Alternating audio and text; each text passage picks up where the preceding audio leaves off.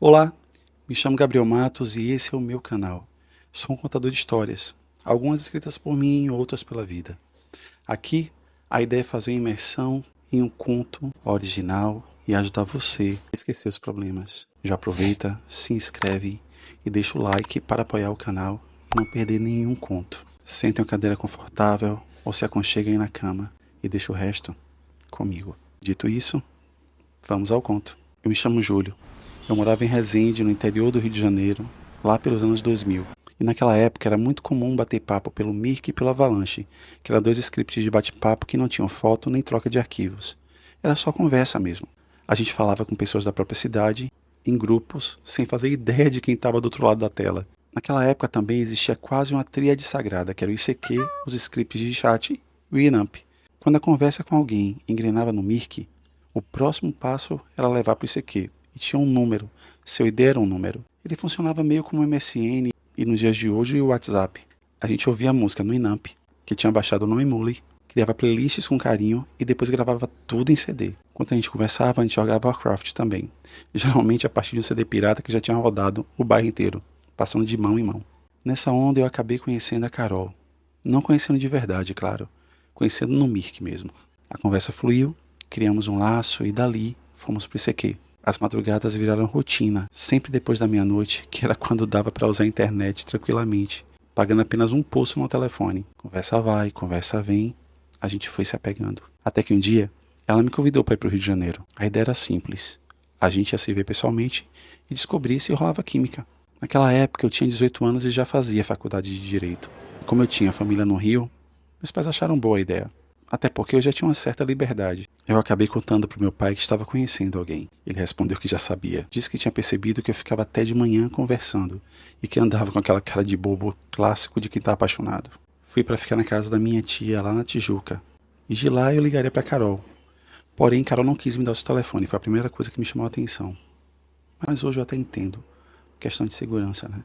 Naquela época não tinha notebook como hoje. O computador era um PC que ficava em uma mesa ou numa estante amarela de madeira de MDF. Então lá vai eu, morrendo de vergonha, pedir para minha prima para baixar o ICQ no computador dela, mas graças a Deus ela já tinha o ICQ. Consegui falar com Carol, conversei pouco, até porque não estava no meu computador, e acabamos marcando de nos encontrar no barzinho na Lapa. Combinei que estaria com a camiseta preta do The Smiths. Então a gente marcou às 16 horas, mas às 14 eu já não aguentava mais ficar parado. Peguei o metrô na Praça Sans Penha e fui. Quando cheguei no bar, a vi de longe. Estava sentada de costas. Meu coração gelou. A vontade era dar meia volta e ir embora correndo. E se ela não gostasse de mim? Aquele momento que a gente estava vivendo, mágico, simplesmente acabaria ali. Eu não queria perder aquilo que a gente tinha construído, porque era muito bom, muito mesmo. Então respirei fundo, tomei coragem e andei até a direção dela. Eu sentei na frente e só não esperava que a reação dela fosse aquela. Sentei na cadeira de supetão. A porra da cadeira até arrastou no chão e fez o maior barulho. Ela tomou um susto, quase deixou o copo cair. E eu, sem jeito, pedi desculpas e soltei: prazer, Carol. Eu sou o Júlio. Ela me olhou por alguns segundos como que mede a minha alma, sabe? E disse: você é bem diferente do que eu imaginava. Eu respondi: eu sei. Você é exatamente como eu pensava. O clima ficou pesado. Eu suei frio, mas aí ela sorriu. Meio de canto. Como se tivesse gostado da minha sinceridade. E foi ali que tudo começou. A estranheza virou curiosidade. A curiosidade virou uma chama pequena que foi crescendo. Na Lapa, tem uma casa de show chamada Fundição Progresso. Naquele dia, teria um show de Capital Inicial. Resolvemos comprar um ingresso de supetão mesmo. E esse talvez tenha sido o melhor show da minha vida, apesar dos pesares. Ficamos abraçadinhos o show inteiro e em meus primeiros erros, nos beijamos. A música já não teve o que me esperava. Foi tudo incrível. E a partir dali, não desgrudamos mais. Carol ria das minhas merdas, eu ria do riso dela, ela fazia piada do meu jeito todo duro de andar e eu implicava com o vício dela em torcer o cabelo com o dedo. O tempo correu. Em 3 meses já estava pensando no futuro, mas mal sabia eu que aquele futuro seria um pesadelo. Carol começou a viajar para me ver em Resende. Eu ia buscá-la na rodoviária com o carro do meu pai.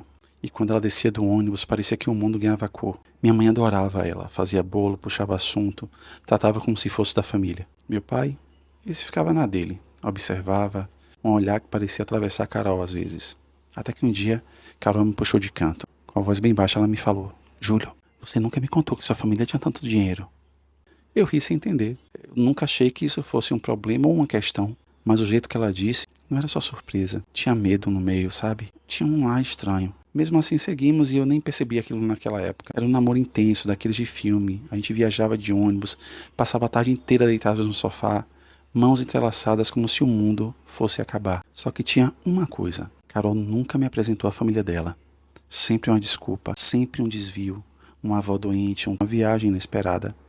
Eu evitava insistir. Eu tinha medo de estragar o que parecia perfeito. Até que um dia, Carol desapareceu. E foi assim. De repente, nada. Telefone fora do ar, mensagens sem respostas. Fui até a casa onde ela dizia morar, uma pensão estudantil. O cara atendeu o interfone e disse: aqui não tem nenhuma Carol, não. Nunca teve, aqui só mora homens. Aquilo me desmontou. Eu voltei para casa com a cabeça latejando, passei dias sem comer, sem dormir direito, andando de um lado para o outro. Eu me olhava no espelho e parecia que eu estava, sabe, encolhendo, virando sombra. Um ano inteiro juntos e agora parecia que ela não existia mais. Meus amigos da faculdade falavam: Júlio, você inventou essa história toda, não é possível. Eu queria acreditar que era delírio mesmo. Mas eu lembrava do cheiro dela, da pele dela, do riso dela. Isso não se inventa. Até que no lampejo eu lembrei. Eu ainda tinha o número dela do ICQ. Entrei, coração disparado, o barulhinho da conexão de escada ecoando na madrugada. E tremendo eu mandei: oi, Carol. E foi nesse momento que as coisas ficaram ainda mais estranhas. Ela respondeu quase na hora: menino, você sumiu. Eu digitei rápido, quase engolindo as palavras: sumi não. Quem sumiu foi você. Você tá querendo me deixar maluco? Ela respondeu: eu? Eu sempre estive aqui. Eu estranhei foi você parar de entrar. Minha mente explodiu. Como assim? Eu fiquei com ela quase todo final de semana por um ano. Como é que ela podia dizer que nunca nos vimos? Você vinha em Resende, conheceu minha mãe. A gente viveu. Depois veio a resposta fria: Júlio, eu acho que você está me confundindo. E foi aí que eu comecei a sentir que o chão estava se abrindo debaixo de mim. Não, não é confusão. Você está querendo me enlouquecer. Você está brincando com minha cara, velho. Eu lembro do seu cheiro, da sua risada. Carol, a gente se amou. Eu te beijei, isso não se inventa. Júlio, a gente nunca se viu.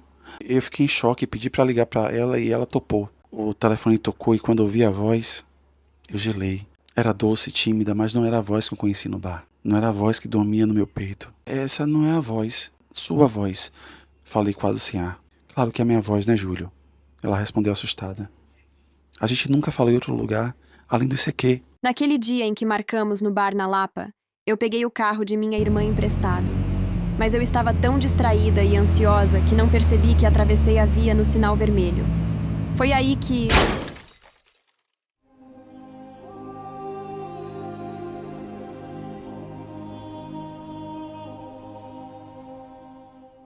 E foi aí que tudo começou a se alinhar na minha cabeça, como peças de um quebra-cabeça macabro. Ela nunca deixou eu ir até a casa dela. Sempre inventava uma desculpa. Sempre era ela que ligava pra mim. Nunca atendeu quando eu ligava de surpresa.